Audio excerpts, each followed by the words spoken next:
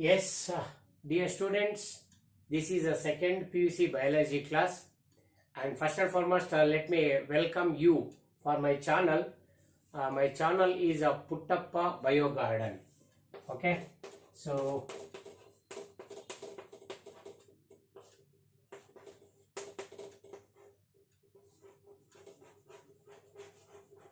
yes, so this is the name of my channel, Puttappa Bio Garden. Okay, so I am biology lecturer in a government junior college, Chalkere, Chitradurga. Okay, so this is the first class for second PUC biology for the year 2020, 21, 22. Okay, so 21, 22 for those batches. Okay, so as far as concerned the syllabus of this year, you have already familiar with 22 chapters in first PUC. So from 5 units in first PUC. Okay, next another 5 units for second PUC. So those 5 units are the reproduction is the first unit, and this reproduction it included 4 chapters. Okay, those 4 chapters are reproduction in organisms, that is the first chapter. After this, sexual reproduction in flowering plants, the second chapter, and third chapter is human reproduction, and last the fourth chapter is reproductive health. All together carries 25 marks in your examination. So let me go through these chapters in first unit. After that, go for the next, that is genetics and evolution and so on. Okay, first come to the reproduction chapter. Dear students, don't forget, so all these are 10 units, including first PUC 5 units, second PUC 5 units, all the 10 units must be necessary for getting good rank in your CET or NEET. Okay, so especially for NEET classes, you must be familiar with all these 10 units. Of them, the 5 units are going on this year. Okay, so ಈಗ ಈ 5 units ಅಲ್ಲಿ ನೀಟ್ಗೆ ಸಂಬಂಧಪಟ್ಟಂತೆ up to CET neat ತನಕ ಕೂಡ ನನ್ನ regular class ಹೋಗ್ತಾ ಇರುತ್ತೆ. ಒಂದೇ ನೀವು ಇದಕ್ಕೆ ಸಬ್ಸ್ಕ್ರೈಬ್ ಆಗಿ ರೆಗ್ಯುಲರ್ ನಾನು ವಾಚ್ ಮಾಡ್ತಾ ಇದ್ರೆ ನಿಮ್ಮ ಬೋರ್ಡ್ ಎಕ್ಸಾಮ್, ನೀಟ್ ಎಕ್ಸಾಮ್ ಮತ್ತು CET ಎಕ್ಸಾಮ್ ಮೋಸ್ಟ್ ಆಫ್ ಎಲ್ಲವೂ ಕವರ್ ಆಗ್ತವೆ. ಆಫನ್ ನೀಟ್ ಕ್ಲಾಸು CET ಕ್ಲಾಸ್ಗೆ ಸ್ಪೆಷಲ್ ಕ್ಲಾಸು ಕೂಡ ಅಂದಿವೆ, ನಾನು ಆಗ್ತಾ ಇರ್ತೀನಿ, ನೀವು ಅದನ್ನು ಫಾಲೋ ಮಾಡ್ಬೋದು. ಓಕೆ, ಎನಿಹೌ, ಸೊ ಫಸ್ಟ್ ನೀವು ಕ್ಲಾಸನ್ನು ಕೇಳಿಸ್ಕೊಳ್ಳಿ, ಚೆನ್ನಾಗಿ ಫಾಲೋ ಮಾಡ್ತಾ ಹೋಗಿ. ಒಂದನ್ನು ತಿಳ್ಕೊಳ್ಳಿ, ಆನ್ಲೈನ್ ಕ್ಲಾಸು ರೆಗ್ಯುಲರ್ ಕ್ಲಾಸು ಏನು ಸೋರ್ಸ್ ಸಿಗುತ್ತೋ ಆ ಸೋರ್ಸನ್ನು ಎಫೆಕ್ಟಿವ್ ಬಳಸಕ್ಕಂಥದ್ದು ಭಾಳಷ್ಟು ಇಂಪಾರ್ಟೆಂಟ್ ಇದೆ. ಯಾಕಂದರೆ ತುಂಬ ಕಷ್ಟದಲ್ಲಿ ನಾವೆಲ್ಲ ಕರೋನಾ ಕೋವಿಡ್ನಲ್ಲಿ ಒದ್ದಾಡ್ತಾ ಇದ್ವಿ ಅಂತ ನಿಮಗೆಲ್ಲ ಗೊತ್ತಿರ್ತಕ್ಕಂಥದ್ದೇ. ಹಾಗಾಗಿ ನೀವು ನೆಗೆಟಿವ್ಸ್ಗಳನ್ನ ಹೇಳ್ದಲ್ಲ, ಅಯ್ಯೋ ಅದಿಲ್ಲ ಇದಿಲ್ಲ, ಬುಕ್ ಇಲ್ಲ, ಆನ್ಲೈನ್ ಕ್ಲಾಸ್ ಅರ್ಥ ಆಗಲ್ಲ, ಹಾಗೆ ಹೀಗೆ ಏನೆಲ್ಲ ನೀವು ನೆಗೆಟಿವ್ಸ್ ಹೇಳಿದ್ರೆ ಯಾವುದೂ ನಾವು ಸೊಲ್ಯೂಷನ್ ಕೊಡೋಕ್ಕಾಗಲ್ಲ. ಏನು ಸಿಗುತ್ತೋ ಅದನ್ನು ಬುದ್ಧಿವಂತಿಕೆಯಿಂದ ಕ್ಯಾಚ್ ಮಾಡ್ತಕ್ಕಂಥದ್ದಾಗಿರಬೇಕು. ಸೊ ಹಾಗಾಗಿ ದಯವಿಟ್ಟು ರೆಗ್ಯುಲರ್ಗೆ ನನ್ನ ಕ್ಲಾಸನ್ನು ಫಾಲೋ ಮಾಡ್ತಾ ಇರಿ ಅಂತ ನಿಮ್ಮಲ್ಲಿ ರಿಕ್ವೆಸ್ಟ್ ಮಾಡ್ತೀನಿ ಅಷ್ಟೇ.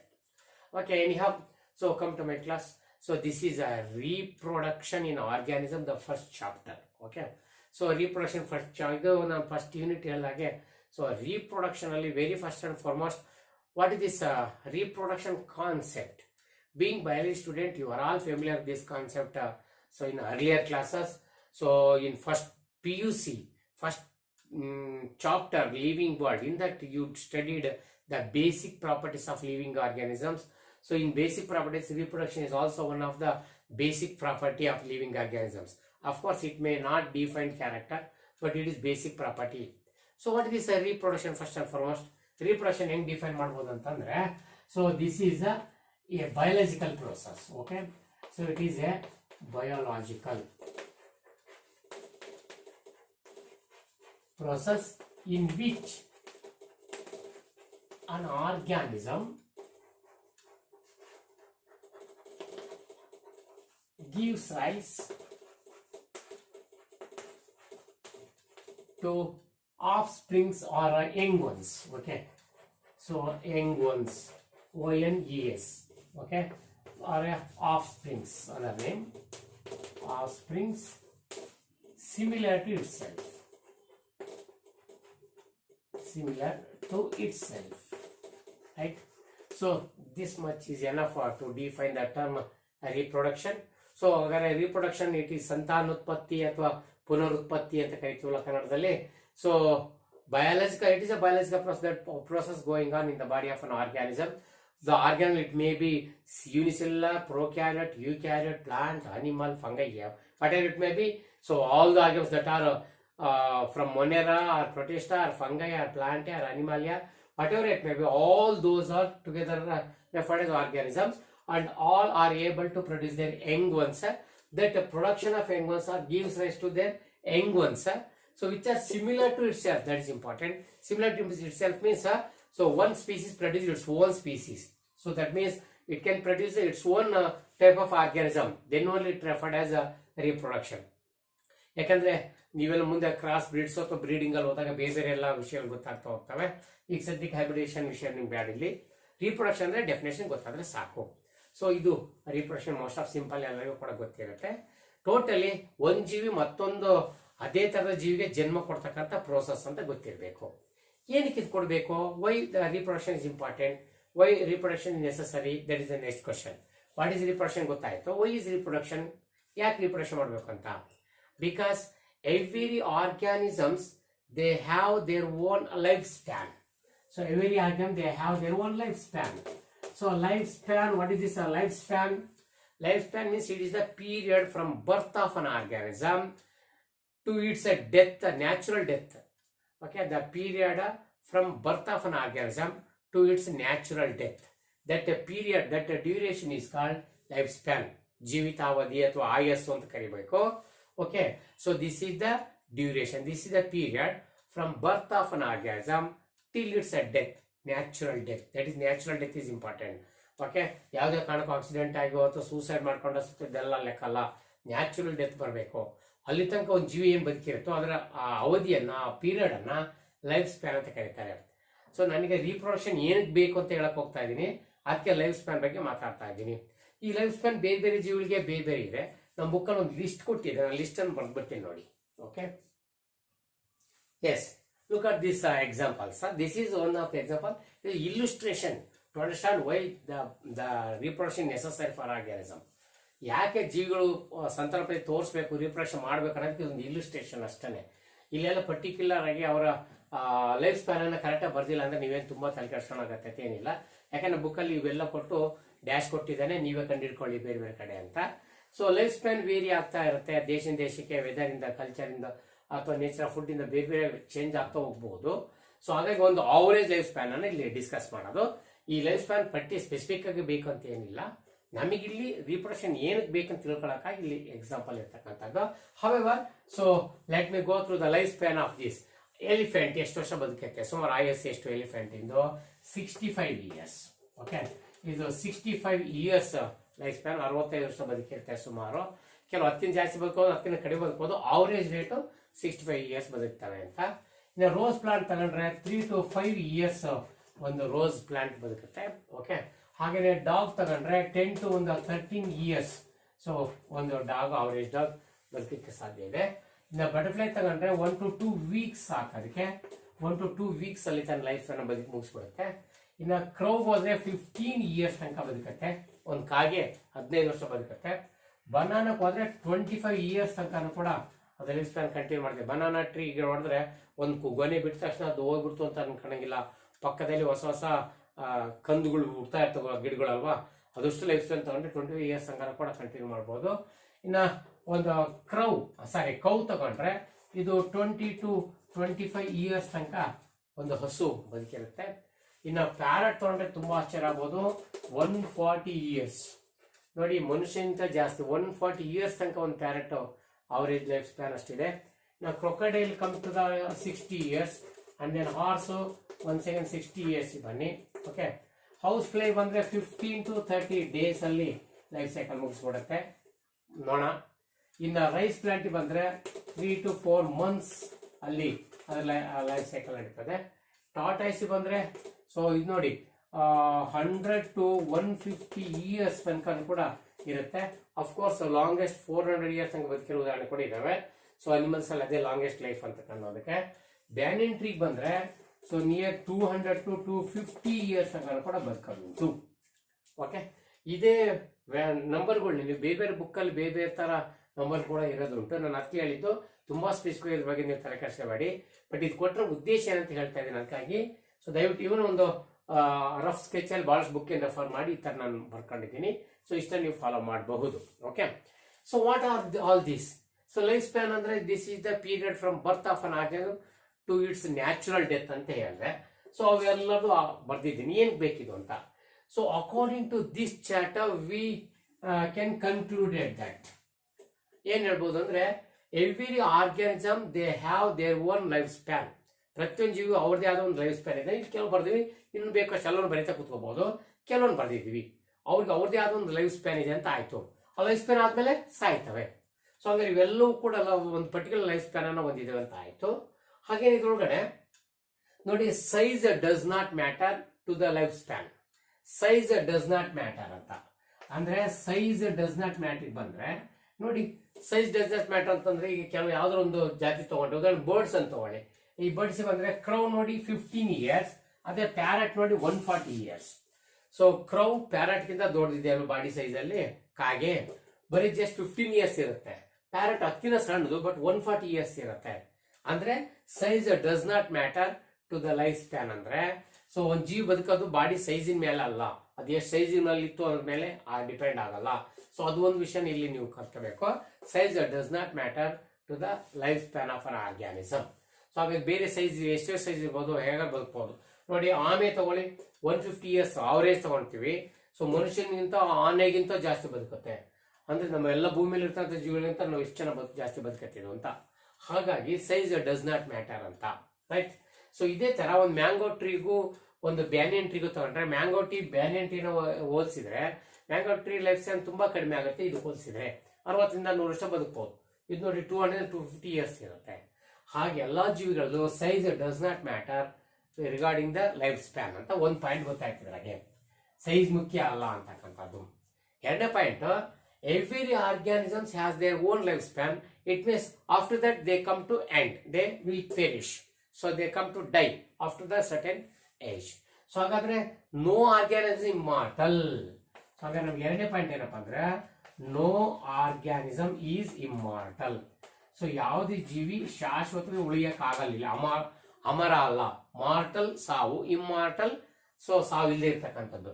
ನೋ ಆರ್ಗ್ಯಾನಿಸಮ್ಸ್ ಇಮ್ಮಾರ್ಟಲ್ ಅಂದ್ರೆ ಯಾವ ಜೀವನ ಶಾಶ್ವತ ಭೂಮಿ ಮೇಲೆ ಇರಲ್ಲ, ಎಲ್ಲರೂ ಸಾಯ್ತಾರೆ ಅಂತ ಆಯ್ತು. ಹಾಗಾದ್ರೆ ಇಲ್ಲಿ ಬರೋ ದೊಡ್ಡ ಕ್ವಶನ್ ಅಂದ್ರೆ, ಹೀಗೆಲ್ಲಾ ಜೀವಿಗಳು ಸತ್ ಮೇಲೆ ಸೊ ಬಟ್ ಈ ಒಂದು every organs there have their own life span. After that they come to an end. The plants and various vast number of plants and animals are existed on this planet since several thousand years. So how could it possible? ಇದು ನಮ್ಮ question. ಇದಕ್ಕಾಗಿ ಇದೆಲ್ಲ example ಕೊಟ್ಟಿದ್ದು. ಅಂದ್ರೆ ಎಲ್ಲಾ ಜೀವಿಗಳಿಗೂ ಅವ್ರದೇ ಆದ ಒಂದು ಲೈಫ್ ಸ್ಪ್ಯಾನ್ ಇದೆ, ಅದಾದ್ಮೇಲೆ ಅವ್ರು ಸಾಯ್ತವೆ. ಹಾಗೆ ಎಲ್ಲಾ ಜೀವಿ ಸಾಯೋದಾದ್ರೆ ಸಾವಿರಾರು ವರ್ಷಗಳಿಂದ ಈ ಭೂಮಿಯಲ್ಲಿ ಈ ಸಸ್ಯ ಪ್ರಾಣಿಗಳೆಲ್ಲ ಉಳ್ಕೊಂಡವಲ್ಲ, ಯಾಕೆ ಸಾಧ್ಯ? ಇವೆಲ್ಲ ಸತ್ತೋಗ್ಬೇಕಾಯ್ತು. ಎಲ್ಲ ಸತ್ ಮೇಲೆ ಮುಗಿದೋಯ್ತು. 65 ವರ್ಷ ಆದ್ಮೇಲೆ ಆನೆಗಳ ನಾಶ ಆಗಬೇಕಾಗಿತ್ತು. ಹಾಗೆ ಇವತ್ತಿನ ತಗೊಳ್ಳೋಣ, ಇವತ್ತು ಯಾವ್ದೋ ಒಂದು ಆನೆ ಮರಿ ಹುಟ್ಟು ಅಂತ ತಿಳ್ಕೊಳ್ಳೋಣ. ಇವತ್ತು ಭೂಮಿ ಮೇಲೆ ಒಟ್ಟು ಎಷ್ಟು ಆನೆಗಳಿದೆ ಅದನ್ನು ಸೇರ್ಕೊಂಡು ಅವು ಇನ್ನು 65 ವರ್ಷ ಆದ್ಮೇಲೆ ಭೂಮಿ ಮೇಲೆ ಒಂದು ಆನೆಗಳು ಇರಬಾರ್ದು. ಆದ್ರೂ ಶತಮಾನದ ಆನೆಗಳು ಭೂಮಿ ಮೇಲೆ ಇದಾವಲ್ಲ, ಎಲ್ಲಾ ಜೀವಿಗಳು ಇದಾವಲ್ಲ. ಏನ್ ಕಾರಣ ಅಂತಂದ್ರೆ ಇವು ಸಾಯೋದ್ಕಿಂತ ಮೊದಲೇನೆ ತಮ್ಮ ಆಫ್ ಸ್ಪ್ರಿಂಗ್ಸ್ ಅನ್ನು ಉತ್ಪತ್ತಿ ಮಾಡಿ ಬಿಟ್ಟು ಹೋಗ್ತವೆ. ನೋಡಿ, ನಮ್ಮ ಫೋರ್ ಫಾದರ್ಸ್ ಬನ್ನಿ, ನಮ್ಮ ಅಜ್ಜ ಮುತ್ತಜ್ಜಗಳು ಬಂದ್ರೆ ಅವ್ರು ಇದ್ದಾರೆ ಭೂಮಿಯಲ್ಲಿ, ಇವತ್ತು ಇಲ್ಲ. ಬಟ್ ಅವರೆಲ್ಲರೂ ನಮ್ಮನ್ನ ಬಿಟ್ಟು ಹೋಗಿದ್ದಾರೆ. ಅವರೆಲ್ಲ ನಮ್ಮ ತಾತನ, ಅವ್ರಿಂದ ನಮ್ಮ ಅಪ್ಪನ, ನಮ್ಮಪ್ಪನಿಂದ ನಮ್ಮನ್ನ, ನಮ್ಮಿಂದ ನಮ್ಮ ಮಕ್ಕಳನ್ನ, ಹೀಗೆ ಜನರೇಷನ್ ಆಫ್ ಜನರೇಷನ್ ಬಿಟ್ಟು ಹೋಗಿ ಸಾಧ್ಯ. ಅದೇ ಕಂಟಿನ್ಯೂಯೇಷನ್ ಅಂತ ಕರೆದಿದ್ದು. ಹಾಗಾದ್ರೆ ವೈ ಇಸ್ ರಿಪ್ರೊಡಕ್ಷನ್ ನೆಸೆಸರಿ ಅಂತ ನನ್ನ ಕ್ವಶನ್ ಇದು ನಿಮಗೆ. So why is reproduction necessary for the continuation of species. ಆ ಥರ ಸ್ಪೀಸ್ ಕಂಟಿನ್ಯೂಯೇಷನ್ ಆಗಬೇಕು. ಇಲ್ಲಾಂದ್ರೆ ಲೈಫ್ ಸ್ಪ್ಯಾನ್ ಮುಗಿದ್ಮೇಲೆ ಎಲ್ಲ ಸತ್ತೋಗಿದ್ರೆ ಭೂಮಿ ಹೆಂಗ್ ಉಳ್ಕೊಂತಿತ್ತು? ರೀಪ್ರೊಡಕ್ಷನ್ ಒಂದು ಸ್ಪೆಷಲ್ ಕ್ಯಾರೆಕ್ಟರಿಸ್ಟಿಕ್ಸ್, ಬೇಸಿಕ್ ಪ್ರಾಪರ್ಟಿ ಇರೋದ್ರಿಂದಾನೆ ಎಲ್ಲಾ ಜೀವಿಗಳು ಭೂಮಿ ಮೇಲೆ ಕಂಟಿನ್ಯೂಯೇಷನ್ ಆಗಿರ್ತಕ್ಕಂಥದ್ದು. So that is life span study ಮಾಡಿದ ಉದ್ದೇಶ ಅದೇನೆ. ಸೊ ಎಲ್ಲರಿಗೂ ಅವ್ರದೇ ಆದ ಲೈಫ್ ಸ್ಪ್ಯಾನ್ ಇದೆ. ಆದ್ರೆ ಭೂಮಿ ಮೇಲೆ ಈ ತರ ಜೀವಿಗಳು ಹೆಂಗಿದ್ವು, ಶತಮಾನದಿಂದ ಉಳ್ಕೊಂಡಿದ್ದಾವೆ ಅಂದ್ರೆ because of the property of reproduction. Okay, so ಅದಕ್ಕಾಗಿ ಈ ಎರಡು ವಿಷಯ ನಿಮ್ಗೆ ಗೊತ್ತಿರಬೇಕು. Size does not matter regarding the life span ಅನ್ನೋದು ಒಂದು. No organ immortal even though the death is certain. So there is a certainty in the death of each and every organism. So all organisms they have certainly will die. So ಹಂಗಾರೆ ಎಲ್ಲವೂ ಖಂಡಿತ ಸಾಯ್ತವೆ. ಹಂಗ ಸತ್ರು ಕೂಡ ಹೇಗೆ ಈ ಪ್ರಪಂಚದಲ್ಲಿ ಸಸ್ಯ ಪ್ರಾಣಿ ಉಳ್ಕೊಂಡಿದ್ದಾವೆ ಅಂದ್ರೆ ಬಿಕಾಸ್ ಆಫ್ ರೀಪ್ರೊಡಕ್ಷನ್. ಸೊ ಅದು ನಮ್ಮ ಎರಡನೇ ಪಾಯಿಂಟ್ ಆಯಿತು. What next? So my next question is death applicable to each and every organism? So that is one more important question. Of course, so no organism is immortal. However, in case of unicellular organisms like amoeba, paramecium, plasmodium, okay, in such cases they reproduce through the binary fission or fission method, where there is no dead body formed at the end, no dead body of any parent. It means here the parental body, it divides into two halves, and each of it again turns into new organism. There is no dead body. So it means so except unicellular organisms, all the organisms they come to an end. Okay, so ಅದೊಂದು important. ಹಾಗಾದ್ರೆ ಯೂನಿಸೆಲ್ ಆರ್ಗನ್ಸ್ಗಳಿಗೆ ಸಾವಿಲ್ಲ ಅಂತ ಯಾಕಂಗ ಅನ್ಕೋಬಹುದು ಅಂತಂದ್ರೆ, the parental body divide into two house and each of again it restored or it turns into new organism. That is why no death in unicellular organisms ಅಂತ ಇದೊಂದು point ಕೂಡ ಇಲ್ಲಿ ಗೊತ್ತಿರ್ಬೇಕಾಗುತ್ತೆ ನಿಮಗೆ. ಈ ನೀಟ್ ಪರ್ಪಸ್ಗೆ ಇವೆಲ್ಲ ಬೇಕಾಗುತ್ತೆ. ಮತ್ತೆ ಏನಾಗುತ್ತೆ ಅಲ್ಲಿ, so parental body divides into two house in the offsprings, new offsprings. That is why there is no death ಅಂತ ನೀವು ಅಲ್ಲಿ ಸಮಜಾಯಿಸಿ ಕೊಡಬೇಕಾಗತ್ತೆ. What next? What is reproduction ಆಯ್ತು, ವೈ ಈಸ್ ರಿಪ್ರೊಡಕ್ಷನ್ ಆಯ್ತು, ಹೌ ಈಸ್ ರಿಪ್ರೊಡಕ್ಷನ್, ಹ್ಯಾಗ್ ಸಂತಾನೋತ್ಪತ್ತಿ ಹೆಂಗ್ ಹೊಸ ಮಕ್ಳು ಹೆಂಗ್ ಹುಡ್ತವೆ? That is the main concept of all the 4 chapters for 25 marks in this year. Okay, so ಹ್ಯಾಗ್ ರಿಪ್ರೊಡಕ್ಷನ್ ನಡೀತೆ ಅನ್ನೋದೇ ನಮಗೆ ಬಹಳಷ್ಟು ಇಂಪಾರ್ಟೆಂಟ್ ನಾವು ಓದ್ತಕ್ಕಂಥದ್ದು ಈ ಚಾಪ್ಟರ್ ಅಲ್ಲಿ. ಇನ್ ಆರ್ಗ್ಯಾನಿಸಮ್ಸ್, ಸೊ ಎಲ್ಲ 5 ಕಿಂಗ್ಡಮ್ಸ್, ಮೊನೇರಾ, ಪ್ರೊಟಿಸ್ಟಾ, ಫಂಗೈ, ಪ್ಲಾಂಟೆ, ಅನಿಮಾಲಿಯಾ ಎಲ್ಲರೂ ಜನರಲ್ ಓದೋದು ಈ ಚಾಪ್ಟರ್, ಫಸ್ಟ್ ಚಾಪ್ಟರ್. ಇದಾದ್ಮೇಲೆ ಸೆಕೆಂಡ್ ಚಾಪ್ಟರ್ ಅಲ್ಲಿ ಬರೀ ಫ್ಲವರಿಂಗ್ ಪ್ಲಾಂಟ್ಸ್ ಅಲ್ಲಿ ಅದು ಸೆಕ್ಷುವಲ್ ರಿಪ್ರೊಡಕ್ಷನ್ ಮಾತ್ರ ಓದ್ತೀವಿ. ಥರ್ಡ್ ಚಾಪ್ಟರ್ ಅಲ್ಲಿ ಹ್ಯೂಮನ್ ನಲ್ಲಿ ರಿಪ್ರೊಡಕ್ಷನ್ ಮಾತ್ರ ಓದ್ತೀವಿ. ಫೋರ್ತ್ ಚಾಪ್ಟರ್ ಅಲ್ಲಿ ರಿಪ್ರೊಡಕ್ಷನ್ ಹೆಲ್ತ್ ಬಗ್ಗೆ ಓದ್ತೀವಿ. ಹಾಗಾಗಿ ಈ ಚಾಪ್ಟರ್ ಅಲ್ಲಿನೇ ಆಲ್ ದ 5 ಕಿಂಗ್ಡಮ್ಸ್ ಅಲ್ಲಿ ನಡೆಯ ಎಲ್ಲಾ ತರದ ರಿಪ್ರೊಡಕ್ಷನ್ ಟೈಪ್ ಅನ್ನ ಟಚ್ ಮಾಡಿ ಹೋಗ್ತೀವಿ. ಯಾವುದು ಡೆಪ್ತ್ ಓದಲ್ಲ, ಬಟ್ ಎಲ್ಲವನ್ನೂ ಟಚ್ ಅಂಡ್ ಗೋ ನಲ್ಲಿ ಇರ್ತೀವಿ ಅಂತ ಅನ್ಕೊಳ್ಳಿ. ಸೊ ಆಫ್ ಕೋರ್ಸ್, ಸೊ ಎಲ್ಲಿ ಡೆಪ್ತ್ ಬೇಕೋ ಅಲ್ಲಿ ನಾನು ಹೇಳ್ತಾ ಹೋಗ್ತಿರ್ತೇನೆ. ಈಗ ನನ್ನ next question, how the reproduction takes place. So how, what, why, how. So ಹ್ಯಾಗ್ ರಿಪ್ರೊಡಕ್ಷನ್ ನಡೀತದೆ ಅಂತ ನೋಡೋಣ. So here there are mainly 2 types of reproduction. That means organisms they able to produce their young ones mainly through 2 ways, 2 means, 2 modes of reproduction mainly. So which are those? Asexual reproduction and sexual reproduction. Asexual or asexual reproduction, so and sexual reproduction, ಎರಡು major type of reproduction ಇದೆ. ಅದ್ರ ಮೂಲಕ ಹೊಸ ಜೀವಿಗಳು ಅವ್ರ ಮಕ್ಕಳನ್ನ ಹುಟ್ಟಿಸ್ತವೆ ಅಂತ ಆಯ್ತು. However, so on what basis this sexual or asexual reproduction it is choiced by the organisms. So how they are adapted, whether it is suppose an organism adapted asexual or sexual, what are the various adaptations or characteristics it required ಅಂತ ಅಂದ್ರೆ what are the factors that decide the type of reproduction organism ಅನ್ನೋದು ಒಂದು important point ಅನ್ಕೋಬಹುದು ನಾವು. Yes, so the mode of reproduction or the type of reproduction that option that is selected by an organism, so by various factors. Mainly the first one, it's a habitat. ಅದು ವಾಸಸ್ಥಳದ ಆಧಾರದ ಮೇಲೆ asexual reproduction ಅನುಕೂಲನೋ, sexual ಇಂಪಾರ್ಟೆಂಟೋ, external ಫರ್ಟಿಲೈಸೇಷನೋ, ಇಂಟರ್ ಫರ್ಟಿಲೈಸೇಷನೋ, ಓವಿಪ್ಯಾರಿಟಿನೋ, ವಿವಿಪ್ಯಾರಿಟಿನೋ, ಓವೋವಿವಿಪ್ಯಾರಿಟಿನೋ, ಹಾಗೆ ಬೇರೆ ಬೇರೆ ಕ್ವಶನ್ಗಳು ಕ್ರಿಯೇಟ್ ಆಗ್ತವೆ. ಅದಕ್ಕಾಗಿ depending upon its habitat, whether it is aquatic or terrestrial or arboreal or aerial, burroval, okay. So ಅದು ಅಥವಾ ಅದರ ಕ್ಲೈಮೆಟಿಕ್ ಕಂಡೀಷನ್, ಕೋಲ್ಡ್ ಕಂಟ್ರಿ ಅಲ್ಲೋ, ಹಾಟ್ ಕಂಟ್ರೀಸ್ ಅಲ್ಲೋ, ಎವರ್ಗ್ರೀನ್ ಫಾರೆಸ್ಟ್ ಅಲ್ಲೋ ಎಲ್ಲಿದೆ, ಹಾಗಾಗಿ ಅದರ ಹ್ಯಾಬಿಟ್ಯಾಟ್ ಮೇಲೆ ಡಿಪೆಂಡ್ ಆಗುತ್ತೆ. ಅದು ಸೆಕ್ಷುವಲ್, ಎಸೆಕ್ಷುವಲ್ ಅಥವಾ ಎಸೆಕ್ಷುವಲ್ ಮತ್ತೆ ಯಾವ ಟೈಪ್ ಅನ್ನೋದು ಆಗುತ್ತೆ. ಅದಕ್ಕಾಗಿ so the mode of R the type of reproduction that exhibited by an organism depending upon its habitat, number 1. Number 2, it's a physiological process. It's a physiology. It's a physiological body process. ಬಾಡಿಯಲ್ಲಿ ಯಾವ ಮಟ್ಟದ, ಯಾವ level biological reactions ನಡೆಯಕ್ಕೆ ಸಾಧ್ಯ, ಯಾವ level biological process ನಡೆಯಕ್ಕೆ ಸಾಧ್ಯ, ಅದ್ರ ಮೇಲೆ ಕೂಡ ಟೈಪ್ ಆಫ್ ರಿಪ್ರೊಡಕ್ಷನ್ ಚೇಂಜ್ ಆಗುತ್ತೆ. ಉದಾಹರಣೆ ಸೆಕ್ಷುವಲ್ ಆಗ್ಬೇಕಾದ್ರೆ ಗ್ಯಾಮೆಟ್ ಉತ್ಪತ್ತಿ ಮಾಡಕ್ಕೆ ಗೊನ್ಯಾಡ್ಸ್ ಇದಾವ ಇಲ್ವೋ, ಗೊನ್ಯಾಡ್ಸ್ ಇಲ್ಲ ಅಂತಂದ್ರೆ ಅವಾಗ ಏನ್ ಮಾಡ್ಬೇಕು, ಬಂದ್ರೆ ಗ್ಯಾಮೆಟ್ಸ್ ಒಂದ್ಕೊಂದು ಫ್ಯೂಸ್ ಹಾಕಲ್ಲ ವ್ಯವಸ್ಥೆ ಇದೆಯಾ ಇಲ್ವೋ, ಹೇಗೆ. ಸೊ ಹಾಗಾಗಿ physiology of the body, first one habitat of the organism, second one physiology of the body, third one it's genetic makeup. So genetic makeup ಕೂಡ ಇದಕ್ಕೆ ಹೆಲ್ಪ್ ಆಗುತ್ತೆ. ಇವೆಲ್ಲವೂ ಕೂಡ ನೀಟ್ ಎಕ್ಸಾಮ್ಗೆ ಬಹಳಷ್ಟು ಇಂಪಾರ್ಟೆಂಟ್ ಬೇಕಾಗುತ್ತೆ. Any how, depending upon the various of factors such as the habitat of the organism and then physiology of the body of the organism, genetic makeup, etc., decide the type of reproduction that's suitable for that organism. So ಇದು ಒಂದು ವಿಷಯ ನಿಮ್ಗೆ ಗೊತ್ತಿರಲಿ. Okay, then types.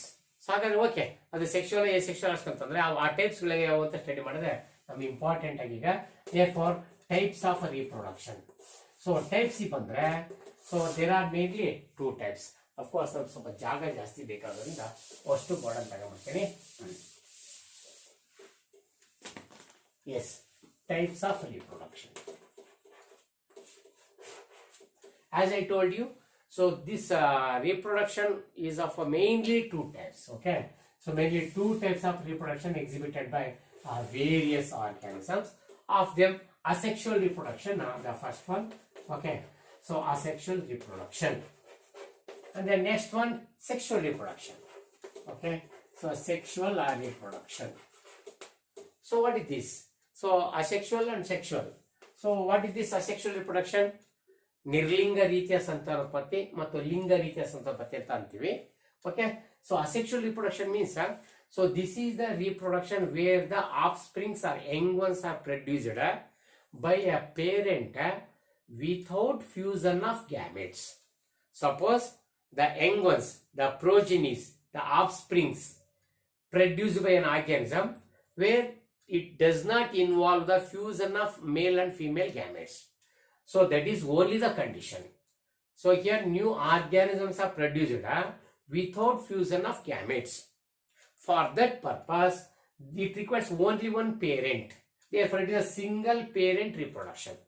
So here the reproduction each offsprings are produced by single parent without fusion of gametes, or the offsprings are produced by a single parent, either the involvement of gametes or without involvement of gametes. Gametes, okay, either the involvement of gametes or without involvement of gametes. Gametes ಇದ್ರೆ ಭಾಗವಹಿಸಬಹುದು, ಭಾಗವಹಿಸದೇ ಇರಬಹುದು. So ಇದು ಬಹಳ ಎಷ್ಟು important ಇಲ್ಲಿ ಮಾತಾಡ್ಬೇಕು ನಾವೀಗ. ಏನ್ ಗ್ಯಾಮೆಟ್ಸ್ ಇರ್ಬೇಕಾದ್ರೆ ಅಂತಂದ್ರೆ ಇರ್ಬೇಕಂತ ಏನಿಲ್ಲ ಅಂತ ಹೇಳಿದ್ವಿ ನಾವು, ಇದ್ರೂ ಇರ್ಬಹುದು ಅಂತ. ಯಾಕೆಂದ್ರೆ ಪಾರ್ಥೆನೋಜೆನಿಸಿಸ್ ಅಂತ ಮತ್ತೆ ಇದ್ರೆ ಚಾಪ್ಟರ್ ಮುಂದೆ ಹೇಳ್ಕೊಡ್ತೀವಿ. ಮತ್ತೆ ಈಗಲೇನು ಗೊತ್ತಿರಲಿ, ಪ್ರಚೇಪಿಸುವ ಪದ ಗೊತ್ತಿತ್ತು ನಿಮ್ಗೆ. ಪಾರ್ಥೆನೋಜೆನಿಸಿಸ್ ಅಂತ ಇದೆ. ಪಾರ್ಥೆನೋಜೆನಿಸಿಸ್ ಅಂದ್ರೆ ಸೊ ಒಂದು ಆರ್ಗನ್ ಹುಟ್ಟಬೇಕಾದ್ರೆ usually male and female gametes ಎರಡು ಫ್ಯೂಸ್ ಆಗಿ ಫರ್ಟಿಲೈಸೇಷನ್ ಮುಗಿಸಿ ಝೈಗೋಟ್ ಆಗಿ ಎಂಬ್ರಿಯೋ ಆಗಿ ಹೊಸ ಜೀವಿ ಬರಬೇಕು. ಬಟ್ ಕೆಲವು ಟೈಮ್ ಏನಾಗುತ್ತೆ, ಕೆಲವು ಜೀವಿಗಳಲ್ಲಿ ಅಂದ್ರೆ ಫಿಮೇಲ್ ಎಗ್ ಏನಿರುತ್ತಲ್ಲ, ಫಿಮೇಲ್ ಎಗ್ಗು ಮೇಲ್ ಜೊತೆ ಸೇರ್ದಂಗೆ, ಮೇಲ್ ಗ್ಯಾಮೆಟ್ ಜೊತೆ ಫ್ಯೂಸ್ ಆಗ್ದಂಗೆ ಡೈರೆಕ್ಟ್ ಆಗಿ ಆರ್ಗನ್ಸ್ ಬೆಳೆದ್ಬಿಡುತ್ತೆ. ಸೊ ಡೈರೆಕ್ಟ್ ಆಗಿ ನ್ಯೂ ಅಡಲ್ಟ್ ಆಗಿ ಬಂದ್ಬಿಡುತ್ತೆ. ಸೊ ಆ ತರ the organs which are produced without fertilisation of egg. So sometimes female egg directly developed into new organism without fertilization. Such phenomenon is called parthenogenesis. ಅಲ್ಲಿ female gamete ಹೊಸೇ ಹುಟ್ಟುತ್ತೆ, ಅಲ್ಲಿ there is no fusion of gametes. ಒಂದು single parent ಸಾಕು, ಇಲ್ಲಿ male and female gametes fuse ಆಗೋ ಅವಶ್ಯಕತೆ ಇಲ್ಲ.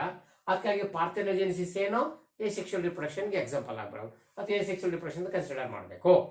ಅದಕ್ಕಾಗಿ with the involvement of gametes or without involvement of gametes ಅಂತ ಇಲ್ಲಿ ಸೇರಿಸಬೇಕಾಗುತ್ತೆ.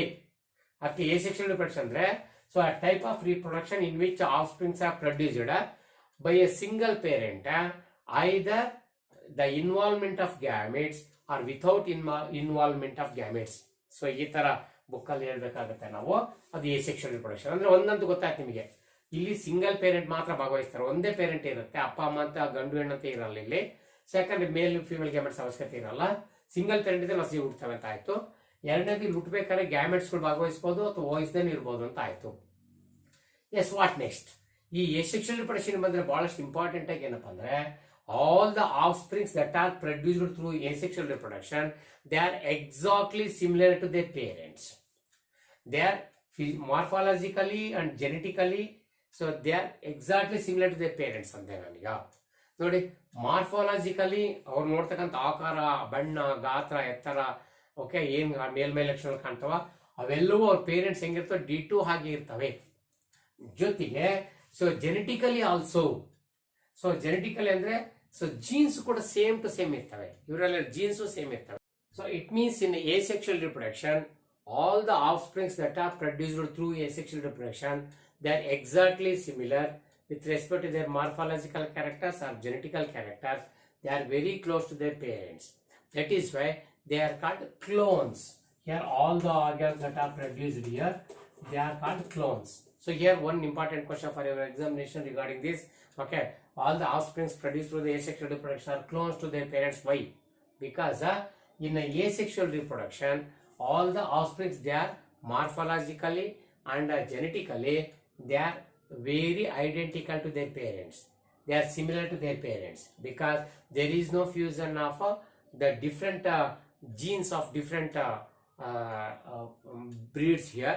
ಸೊ ಅಲ್ಲಿ ಬೇರೆ ಬೇರೆ ಯಾವುದೇ ಜೀನ್ಸ್ ಬರಕ್ಕೆ ಸಾಧ್ಯ ಇಲ್ಲ ಇಲ್ಲಿ. ಹಾಗಾಗಿ ಇವನ್ನೆಲ್ಲ ಕ್ಲೋನ್ಸ್ ಅಂತ ಕರೀತಾರೆ. ಅದಕ್ಕೆ so here they are called clones because they are morphologically and genetically so similar to their parents ಅಂತ ನೀವು ಬರೀಬೇಕು. ಸೊ ಅದೊಂದು ಕೂಡ ಇಲ್ಲಿ ಇಂಪಾರ್ಟೆಂಟ್ ಕ್ವಶನ್ ಇರುತ್ತೆ. Okay, what next? ಸೊ ಇದಾದ್ಮೇಲೆ let me go through the various type of asexual reproduction. Generally ನಾನು ಆಗ್ಲೇ ಹೇಳಿದಂಗೆ ಎಲ್ಲ ಆರ್ಗನ್ಸ್ ಡಿಸ್ಕಸ್ ಮಾಡೋದ್ರಿಂದ ಸೊ ಜನರಲ್ ಒಂದಿಷ್ಟರಲ್ಲಿ ಮಾತ್ರ ಡಿಸ್ಕಸ್ ಮಾಡಿದ್ವಿ ಮೇಜರ್ ಯಾವ ಇದಾವೆ ಅಂತ. ಅವ್ರು ಇಲ್ಲಿ ಡಿಸ್ಕಸ್ ಮಾಡ್ತೀನಿ ನಾನೀಗ. ಏಸೆಕ್ಷುವಲ್ ರಿಪ್ರೊಡಕ್ಷನ್ ಯಾವ ತರ ನಡೀತೈತೆ, ಇಲ್ಲಿ ಹೊಸ ಜೀವ ಹುಟ್ಟೋದು ಹೇಗೆ ಅಂತ ನೋಡೋಣ ಬನ್ನಿ. ಅದ್ರಲ್ಲಿ ಹೋದ್ರೆ ಮೇಜರ್ ಆಗಿ ನಾವು ಲೋಯರ್ ಮೋಸ್ಟ್ ಆರ್ಗನ್ಸ್ಗೆ ಹೋದ್ರೆ, so lower most unicell organs ಲೆವೆಲ್ಗೆ ಹೋದ್ರೆ ಅಲ್ಲೆಲ್ಲ asexual reproduction mostly by cell division. So this is by cell division. Cell division ಇಂದ ಮೋಸ್ಟ್ ಆಫ್ ಲೋಯರ್ ಆರ್ಗನ್ಸ್ ಅಥವಾ ಯೂನಿಸೆಲ್ ನಡೀತಕ್ಕಂಥ ಸೆಲ್ ಡಿವಿಷನ್ ನಡೀತದೆ. ಸೊ ಇಲ್ಲಿ ಸೆಲ್ ಡಿವಿಷನ್ ಏನಿರುತ್ತೆ, ಒಂದು ಮದರ್ ಬಾಡಿ ಏನು ಅಡಲ್ಟೆಡ್ ಬಾಡಿ ಇರುತ್ತೋ, ಅದು ಅಡಲ್ಟ್ ಬಾಡಿ ಇರುತ್ತೋ, ಅದು ಫುಲ್ ಮೆಚೂರ್ ಆದ್ಮೇಲೆ ಡಿವೈಡ್ ಆಗಿ 2 ಅಥವಾ ಅನೇಕ ಪೀಸಸ್ ಆಗಿ ಅವೆಲ್ಲೂ ಕೂಡ ಸಜಿಗಳು ಆಗಿಬಿಡ್ತವೆ. ಆ ತರ ಆಗ್ತಕ್ಕಂಥದ್ದು. ಅದರಲ್ಲಿ ಮೇಜರ್ ಆಗಿ ಸೆಲ್ ಡಿವಿಷನ್ ಅಲ್ಲಿ ನಿಮ್ಗೆ ಸೊ ಎರಡರಲ್ಲಿ ಮಾತಾಡ್ತೀನಿ ನಾನು. ಒಂದು binary fission. Yes, so binary fission. Yes, so as in case of amoeba especially, example amoeba. Okay, so amoeba, binary fission. And the second one, that is a budding. Yes, budding. Budding as in case of yeast. Okay, yeast. Yes, so ಇಲ್ಲಿ ಇವೆರಡು ಕೂಡ photo ಕೂಡ ಹಾಕಿರ್ತೀವಿ ನೋಡ್ಬಿಡಿ. Okay, first binary fission ಅಲ್ಲಿ ಬಂದ್ರೆ, ಈ binary fission ಏನಿದೆಯಲ್ಲ, by ಅಂದ್ರೆ 2 ಅಂತ ನಿಮಗೆ ಗೊತ್ತಿದೆ. Here so the unicell organs like amoeba, euglena, paramecium, plasmodium ಎಲ್ಲರೂ ಕೂಡ ಇಲ್ಲಿ ಡಿವೈಡ್ ಆಗ್ತಾರೆ. ಇದೇ ಬಂದ್ರೆ come to the amoeba. So amoeba, suppose this is amoeba. Okay, so ಇದು ನಮ್ಮ ಅಮೀಬಾ ಆಗಿದೆ. ಇದೆಲ್ಲ ವ್ಯಾಕ್ಯೂಲ್ಸು ಸಂಪರ್ಕದೆಲ್ಲ ಇದೆ ಅಂತ ಅಂದ್ಕೊಂಡ್ರೆ, ಸೊ ಇದು ಅಡಲ್ಟ್ ಅಮೀಬಾ ಅಂತ ಅಂದ್ಕೊಳ್ಳಿ. ಸೊ ಇಲ್ಲಿ ಬೈನರಿ ಫಿಷನ್ ಅಥವಾ ಸೆಲ್ ಡಿವಿಷನ್ ಆಗ್ಬೇಕಾದ್ರೆ as you know that in mitosis, so the first the nucleus will divide. It is called karyokinesis, and then it is followed by the cytoplasm. That's why cytokinesis. First karyokinesis ನಡಿಬೇಕು, ಆಮೇಲೆ cytokinesis ನಡಿಬೇಕು. So during the binary fission, this adult amoeba, so here it undergoes cellular division by various process. First the nucleus it enlarged like a dumbbell shape. The nucleus it elongates, it begins to divide by dividing it as a dumbbell shape. Okay, so it's a dumbbell shape ಆಗ್ತಕ್ಕಂಥದ್ದು. So ಇದಾದ್ಮೇಲೆ what next? So ಇದಾದ್ಮೇಲೆ yes like this. So this nucleus divides into 2. Okay, so ಎರಡು piece divide ಆಗ್ತಕ್ಕಂಥದ್ದು. And they move apart from each other. ಇವೆರಡು ಕೂಡ ಮುಂದೆ apart from each other, so they move apart from each other like this. Okay, so ಒಂದು nucleus ಇಲ್ಲಿಗೆ, ಒಂದು nucleus ಇಲ್ಲಿಗೆ ಬರ್ತದೆ. ಇವೆರಡು ಕೂಡ ಅಷ್ಟು ಡಿವೈಡ್ ಆಗ್ತವೆ ಅಂತ ಆಯ್ತು. And then finally it is followed by cytokinesis, where the cell membrane moves inward and divide the cytoplasm. That is called cytokinesis, which results in the formation of 2 amoebae. Okay, so this is a thing book allu kuda photo koಟ್ಟಿದ್ದೀನಿ ನೋಡ್ಕೊಳ್ಳಿ. So first the nucleus it undergoes divide, that is called karyokinesis, and then cytoplasm will divide, that is called cytokinesis. So this is most common steps in binary fission. Then what is binary fission angare? So ಇಲ್ಲಿ ಒಂದು adult body divides into 2 equal halves. Half ಗೊತ್ತಲ್ಲ, HLF half ಗ plural form ಏನು, house. Okay, so here a single unicellular organism, a single celled body, where the body it divides into 2 halves, and each half immediately grows into new individual. So that is called binary fission because two daughter organs are produced at the end. That is what is called binary fission. So again, what is binary fission?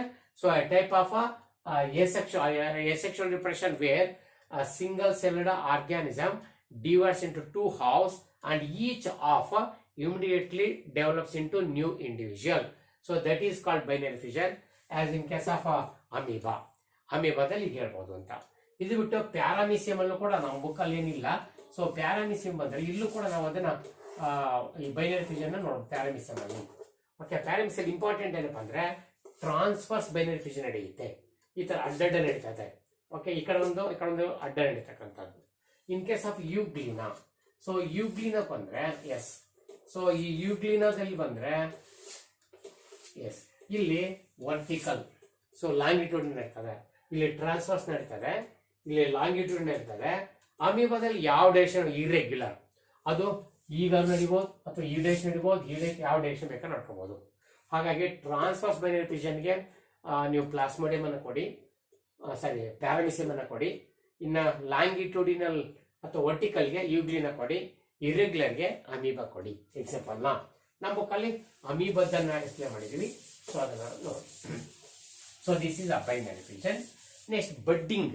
So budding most common in unicellular organisms, as I told you. So come to the yeast. As you know that yeast is a unicellular fungi. So again, algae ಮತ್ತೆ ಫಂಗೈಗಳಲ್ಲಿ most common ಆಗಿ ಕಂಡುಬರ್ತಕ್ಕಂಥದ್ದು ಅನ್ಕೋಬಹುದು. Anyhow, so ಈ ಪ್ರೋಟೋಜೋನ್ಸ್ algae ಎಲ್ಲದರಲ್ಲೂ ಇರ್ತದೆ. ಒಟ್ಟು unicellular organs ಅಲ್ಲಿ ನಡೀತದೆ ಅಂತ ಹೇಳಿ ಬೈನರಿ ಫಿಷನ್. ಬಡ್ಡಿಂಗ್ ಬಂದ್ರೆ ಇದು ಕೂಡ ಯುನಿಸೆಲ್ಯುಲರ್ ಆರ್ಗನ್ಸ್ ಅಲ್ಲೇನೆ. ಇಲ್ಲಿ ಈಸ್ಟ್ ಬನ್ನಿ. ಓಕೆ, ಸೊ ಈಸ್ಟ್ ಬಂದ್ರೆ, so suppose this is the adult mother body. During the time of budding, a small outer protrusion is formed at the weaker region of the body. It looks like a bud. So that is why it is called budding. So this bud later it grows so bigger and bigger. Okay, as usual the karyokinesis, one of the nuclei, it goes to this bud region and it draws cytoplasm along so many organelles they required for that, and finally so it grows as big as mother body and it finally detached from the mother body. After detached, this bud it grows into new yeast. So that is unequal division. In case of binary fission, this is equal division, equal two halves binary. In budding, unequal division. This is a mother body and this is the bud, not equal division. This is unequal division. Here bud is formed, here there is no bud. ಈ ತರ ಬಡ್ ಏನಾಗಲ್ಲ. ಎರಡರಲ್ಲೂ ಕೂಡ karyokinesis ನಡೀತದೆ, cytokinesis ನಡೀತದೆ, ಒಂದ್ಸಲ ಎರಡು ಆಫ್ ಆಗ್ತವೆ, ಎಲ್ಲ ಸರಿ. ಬಟ್ ಇದು ಈಕ್ವಲ್ ಡಿವಿಷನ್, ಇದು ಅನ್ಈಕ್ವಲ್ ಡಿವಿಷನ್ ಇರುತ್ತೆ. ಈ ತರ ಇಲ್ಲೇ ಬಡ್ ಫಾರ್ಮೇಶನ್ ಆಗಲ್ಲ, ಬಟ್ ಇಲ್ಲಿ ಬಡ್ ಫಾರ್ಮೇಶನ್ ಆಗುತ್ತೆ. ಓಕೆ, ಆಮೇಲೆ ಮದರ್ ಬಾಡಿಯಿಂದ ಇದು ಡಿಟ್ಯಾಚ್ ಆಗಿ ಹೋಗುತ್ತೆ ಇಲ್ಲಿ. ಸೊ ಇವೆಲ್ಲ ಕೂಡ ಮೇಜರ್ ಡಿಫರೆನ್ಸ್ ಇರುತ್ತೆ. ಏನೇ ಇದು ಕೂಡ ಫೋಟೋ ಸರಿ ನೋಡ್ಕೊಳ್ಳಿ. This is a cell division. Okay, next come to the second asexual reproduction, that is a sporulation. Okay, sporulation. What is a sporulation? Sporulation during unfavorable condition, some of the lower organisms they undergo this type of asexual reproduction where suppose ಎಲ್ಲೋ ಒಂದು ನೀರಿದೆ, ಅದರಲ್ಲಿ ಯಾವುದೋ ಒಂದು unicellular organ ಬದುಕ್ತಾ ಇದೆ. So summer season start ಆಗಿ ನೀರೆಲ್ಲ ಒಣಗೋಯ್ತು ಅಂದ್ಕೊಳ್ಳೋಣ. ಅವಾಗ ಅನ್ಫೇವರಬಲ್ ಕಂಡೀಷನ್ ಬಂತು ಅಲ್ಲಿರೋ ಜೀವಿಗೆ. ಅವಾಗ ಅದು ಮುಂದಿನ ಜನರೇಷನ್ ಹೆಂಗ್ ಉಳಿಸುತ್ತೆ ನೀರು ಅಂತ ಒಣಗಿರೋ ಜಾಗದಲ್ಲಿ ಅಂದ್ರೆ, ಸೊ ಅದೇನ್ ಮಾಡುತ್ತೆ, ಉದಾಹರಣೆಗೆ ನಮ್ಮ ಅಮೀಬಾಕ್ ಬಂದ್ರೆ ಚೆನ್ನಾಗಿದ್ದು ಅಬ್ಸರ್ವ್ ಮಾಡಬಹುದು. ಸೊ ಅಮೀಬಾದಲ್ಲಿ ಬಂದ್ರೆ, so during unfavourable condition this amoeba it withdraws, its all pseudopodia and it turns into a round ball like structure, and after this it secretes some gelatinous material around it to form cyst wall. Okay, 3-layered cyst wall is formed. That the process of formation of cyst wall around the organism during unfavorable condition, so is called encystation. That is called encystation. ಇದನ್ನ example exam ಕೇಳ್ತೀನಿ ನಿಮಗೆ. encystation. So what is encystation? So during a unfavorable condition, some organisms undergoes inactive stage. However, for asexual reproduction, they form a cyst wall around the body until the favorable condition return. That formation of a cyst wall around the body is called encystation. So it remains as a dead object or inactive on organism until the favorable condition return. ಅಂದ್ರೆ ಮತ್ತೆ ಮಳೆ ಬಂದು ನೀರು ತುಂಬಾ ತನಕ ಅನ್ಕೋಬಹುದು ನೀವು ಬೇಕಂತ. So ಆ ತರ when favourable season returns, when favourable condition returns, this amoeba, it broken into different pieces, smaller and smaller minute pieces. Those minute pieces, certain pieces ಹೊರಗೋಗುತ್ತೆ ಅಂತ. Those pieces are called pseudopodiospores. They are called pseudopodiospores, right? Okay, pseudopodiospores. Okay, these pseudopodiospores are later they break down the cyst wall, release it into the external medium like water, and they develop into new amoebae.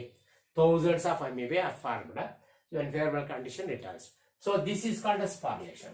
This type of asexual reproduction is called as sporulation. ಇದು ಕೂಡ ನಿಮಗೆ ಕೇಳೋದುಂಟು, ದಯವಿಟ್ಟು ಇದನ್ನು ನೋಡ್ಕೊಳ್ಳಿ. ಇಲ್ಲಿ encystation ಅಂದ್ರೆ ಏನು ಮತ್ತೆ ಸ್ಪಾರ್ಯುಲೇಷನ್ ಅಂದ್ರೆ ಏನು, ಸೊ ಇವೆರಡು ಕೂಡ ನೀವಲ್ಲಿ ವಾಚ್ ಮಾಡಬೇಕಾಗತ್ತೆ. What next? By production of asexual, next method, asexual reproductive structures, by the development of asexual reproductive structures. So ಈ asexual reproduction ನಡೆಸಕ್ಕಾಗಿನೇ ಕೆಲವು asexual reproductive ಸ್ಟ್ರಕ್ಚರ್ಸ್ ಅನ್ನು ಬೆಳೆಸೋದುಂಟು. ಕೆಲವು ಸರಿ ಈ ತರ asexual reproduction ಸ್ಟ್ರಕ್ಚರ್ಸ್ ಬೆಳೆಸ್ತವೆ. ಸೊ ಆ ತರ ಬೆಳೆಸ್ತಕ್ಕಂಥ ಆ ಜೀವಿಗಳಲ್ಲಿ ಮುಖ್ಯವಾಗಿ ಇಲ್ಲಿ ಒಂದು ಬುಕ್ ಅಲ್ಲಿ ಒಂದಿಷ್ಟು ಎಕ್ಸಾಂಪಲ್ಸ್ ಅನ್ನು ಕೊಟ್ಟಿದ್ದಾನೆ. ಸೊ ಆ ಎಕ್ಸಾಂಪಲ್ಸ್ ಅನ್ನ ನೋಡೋಣ. ಒಂದು ಝೂಸ್ಪೋರ್ಸ್ ನೋಡಿ, ಝೂಸ್ಪೋರ್ಸ್, ಎಸ್. ಸೊ ಈ ತರ ಝೂಸ್ಪೋರ್ಸ್ ಅನ್ನ ಬೆಳೆಸ್ತಕ್ಕಂಥದ್ದು ಒಂದು ಮೆಥಡ್ ಆದ್ರೆ, ನೆಕ್ಸ್ಟ್ ಎರಡನೇ ಮೆಥಡ್ ಅಲ್ಲಿ ಕೊನಿಡಿಯಾ, ಎಸ್. ಸೊ ಈ ತರ conidia. Third one buds. So ಇಲ್ಲಿ ಫೋಟೋಸ್ ಬೇಕಾಗತ್ತೆ ಮಾಡ್ಕೊಳ್ಳಿ. ಓಕೆ, ಬರ್ಡ್ಸ್ ಅನ್ನ ಬೆಳೆಸ್ತಕ್ಕಂಥದ್ದು. Next gemmules, S.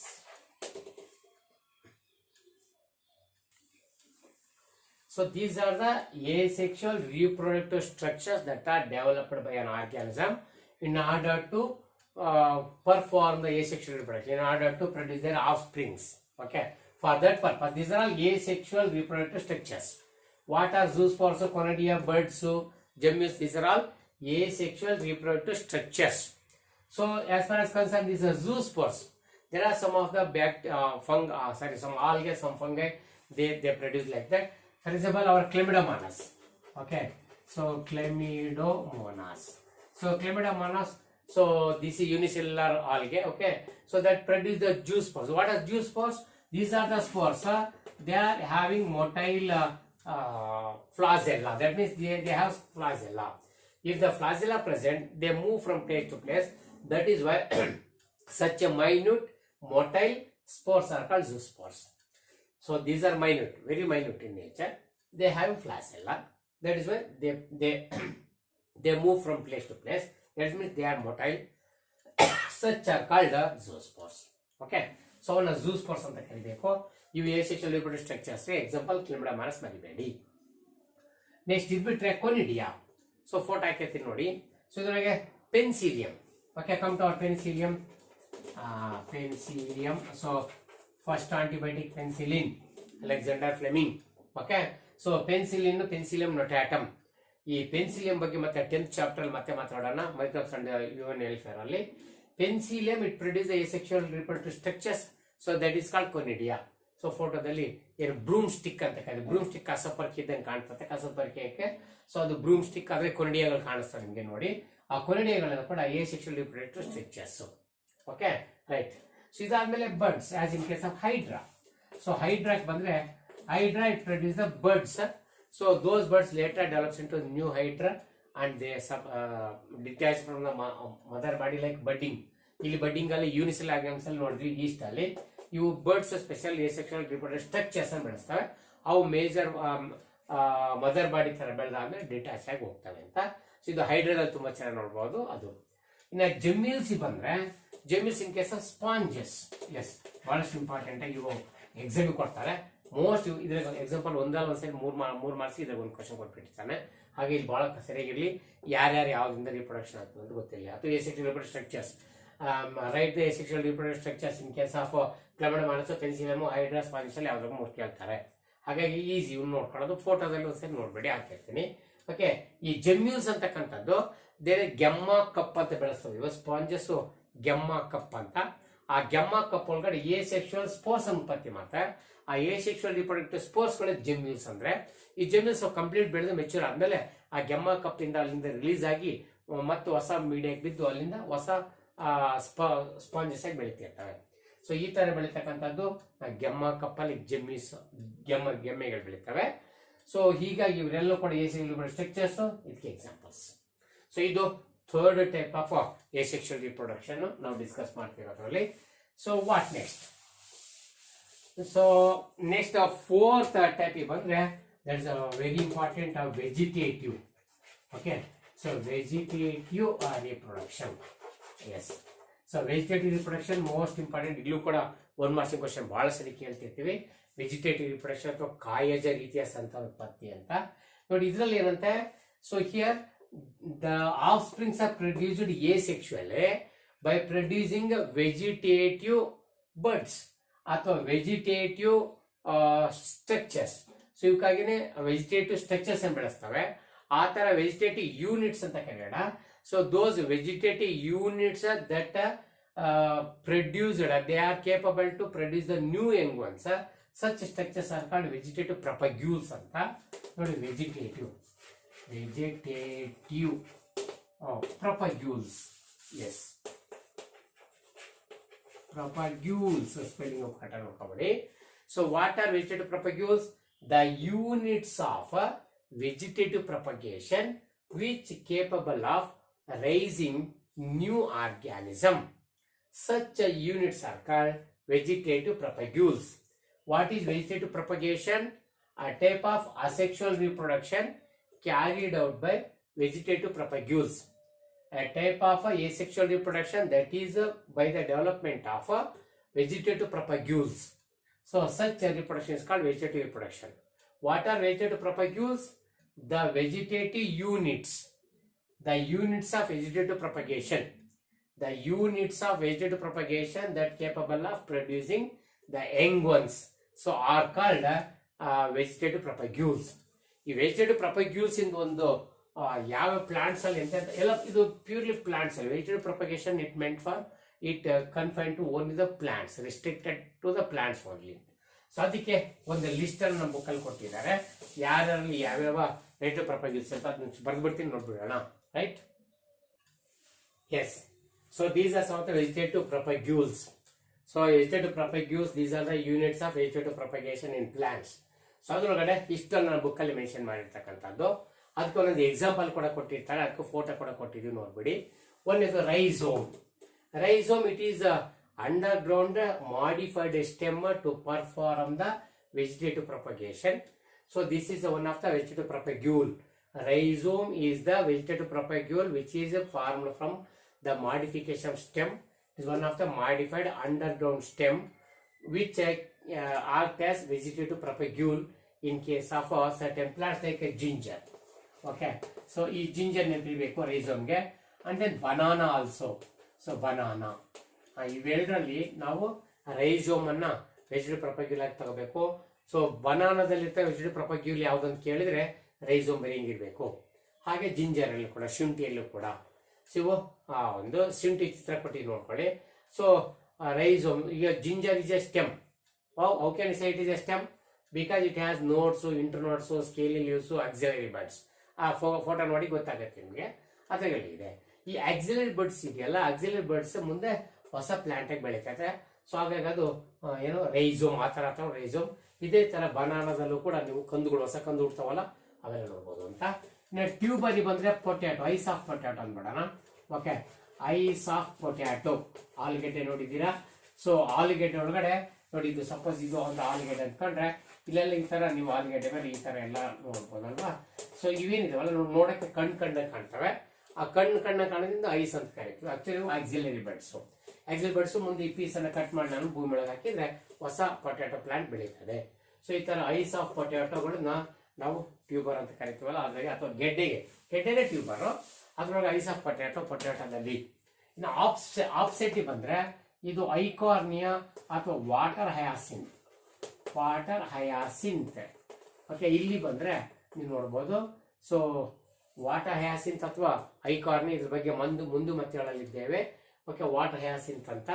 ಇಲ್ಲಿ ಬಂದ್ರೆ ಫೋಟೋದಲ್ಲಿ ನೋಡ್ಕೊಳ್ಳಿ, ಇಲ್ಲಿ ಸ್ಟೆಮ್ಮು ನೇರವಾಗಿ ಈ ತರ ಒಂದು ಬ್ರಾಂಚ್ ಅನ್ನು ಕಟ್ ಮಾಡಿ ಹಾಕ್ತಾರೆ, ಮತ್ತೆ ಅದು ಹೊಸ ಪ್ಲಾಂಟ್ ಆಗಿ ಬೆಳೀತಾ ಹೋಗ್ತಿರುತ್ತೆ. ಓಕೆ, ಇಲ್ಲಿ ಸ್ಟೆಮ್ಮು ಆಫ್ ಸೆಟ್ ಆಗಿ ಕೆಲಸ ಮಾಡ್ತಾ ಇರುತ್ತೆ, ಅದು ನೀವು ನೋಡ್ಬೋದು. ಓಕೆ, ನನಗೇನು ವಾಟರ್ ಹ್ಯಾಸ್ ಅಂತ ಹೇಳಿರ್ತಕ್ಕಂಥ ವೆಜಿಟೇಟಿವ್ ಪ್ರೊಪಗ್ಯೂಲ್ ಯಾವ್ದಂತನೋ ಅಥವಾ ಆಫ್ ಸೆಟ್ ಯಾವ್ದ್ರ ವೆಜಿಟೇಟಿವ್ ಪ್ರೊಪಗ್ಯೂಲ್ ಆಗುತ್ತೆ ಅಂತನೋ ಏನು ಕೇಳ್ಬೋದು, ಮ್ಯಾಚಿ ಫಾಲಿಂಗ್ ಕೇಳ್ಬೋದು, ಹೀಗೆಲ್ಲ ಕೇಳ್ಬೋದು ಅಂತ. ಓಕೆ, ಬಲ್ಬ್ ಇಲ್ಲಿ ಬನ್ನಿ. ಬಲ್ಬ್ ಇಲ್ಲಿ ಬಂದ್ರೆ ಅಗೇವ್ ಪ್ಲಾಂಟ್ ನೋಡಿ, ಒಂದೊಂದು ಕರೆಕ್ಟಾಗಿ ಗೊತ್ತಿರಲಿ.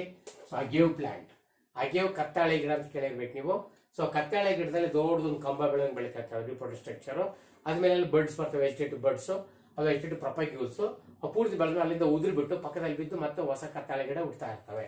ಸೊ ಆ ಥರ ಅಗೇವ್ ಪ್ಲಾಂಟ್, ಇದು ಕೂಡ ಫೋಟೋ ಕೊಟ್ಟಿವಿ ನೋಡ್ಕೊಳ್ಳಿ. ಪ್ರಾಕ್ಟಿಕಲ್ ಅಲ್ಲೂ ಕೂಡ ನಿಮ್ಗೆ ಹೋಮೋಲಾಗಸ್ ಅನಾಲಾಗಸ್ ಆಗಿರ್ಬೇಕಾದ್ರೆ ಹೇಳ್ತಿರ್ತೀವಿ. ಇನ್ನ ಲೀಫ್ ಬಡ್ಸಿ ಬಂದ್ರೆ ಇದು ಬ್ರಯೋಫಿಲಮ್ ಪ್ಲಾಂಟ್ ಬನ್ನಿ, ಕಾಡು ಬಸಳೆ ಅಂತ. ಸೊ ಬ್ರಯೋಫಿಲಮ್, ಈ ಬ್ರಯೋಫಿಲಮ್ ಪ್ಲಾಂಟ್ ಬಂದ್ರೆ ಇದರ ಲೀಫ್ ನೋಡಿ, ಒಂದು ಪಾಟೆಡ್ ಪ್ಲಾಂಟ್, ಎಲ್ಲ ಮನೆ ಮುಂದೆ ಪಾಟಲ್ಲಿ ಈ ತರ ಪ್ಲಾಂಟ್ ಅನ್ನು ಬೆಳೆಸ್ತಾರೆ. ಥಿಕ್ ಫ್ಲೆಶಿ ಲೀಫ್ ಇರುತ್ತಿದ್ದು. ಸೊ ಈ ತರ ಥಿಕ್ ಕಾಡು ಬಸಳೆ.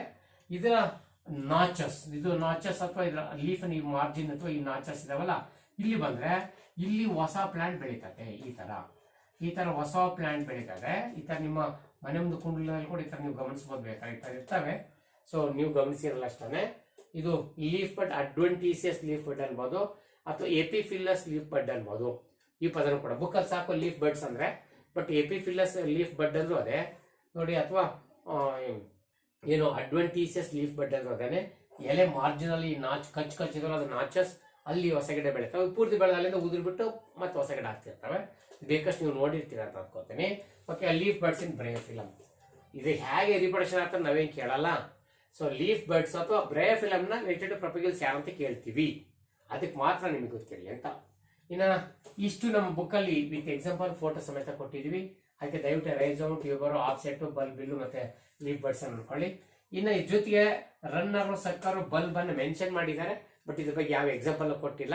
ಆದ್ರೂ ಕೂಡ ನಿಮ್ಗೆ ಎಕ್ಸಾಂಪಲ್ ಗೊತ್ತಿರಲಿ ಹಾಗೆ ಆಕ್ಸಾಲಿಸ್ ನೋಡಿ, ಆಕ್ಸಾಲಿಸಿ ಬಂದ್ರೆ ಅಥವಾ ಸೆಂಟೆನೆಲ್ಲಾ ಅಂತ ಇದೆ, ಸರಸ್ವತಿ ಸೊಪ್ಪು ಅಥವಾ ಒಂದೆಲ್ಗ ಅಂತ.